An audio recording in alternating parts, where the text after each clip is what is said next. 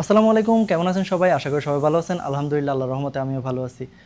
সবাইকে স্বাগতম আমাদের love your life be a happy person সিরিজের প্রথম এপিসোডে, যেখানে আমরা কথা বলবো কিভাবে আপনি আপনার দুঃখ কষ্টের লাইফটাকে ওভারকাম করে একটা সুখী এবং হ্যাপি লাইফ লিড করবেন। আজকে হচ্ছে আমাদের এপিসোড 1 এবং আজকে আমাদের আলোচনার টপিক হচ্ছে ওভার এক্সপেকটেশন। কিভাবে ওভার এক্সপেকটেশন আপনার সুখী হ্যাপি লাইফটাকে দুঃখ কষ্টের মধ্যে ঠেলে দেয়, সেই বিষয় নিয়ে আলোচনা করার চেষ্টা করব। চলুন শুরু করা যাক। উদাহরণস্বরূপ আপনারা আমার হাতে দেখতে পাচ্ছেন একটা বক্স।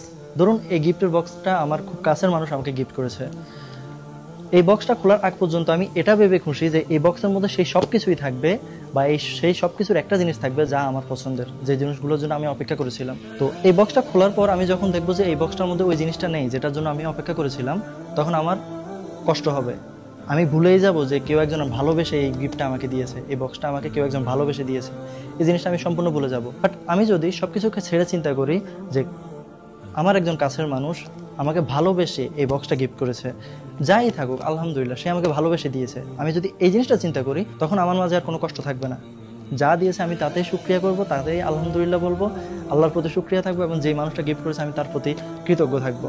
এটা জাস্ট একটা উদাহরণ ছিল।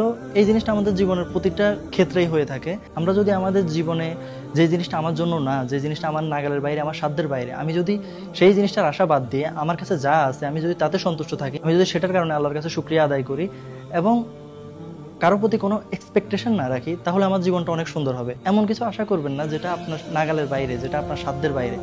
আপনার কাছে যতটুকু সামর্থ্য আছে আপনি সেই সামর্থ্যের মধ্যে আপনার জীবনটাকে গুছিয়ে নিন, সেই সামর্থ্যের মধ্যে আপনি নিজেকে খুশি রাখার চেষ্টা করুন। জীবনটা অনেক সুন্দর।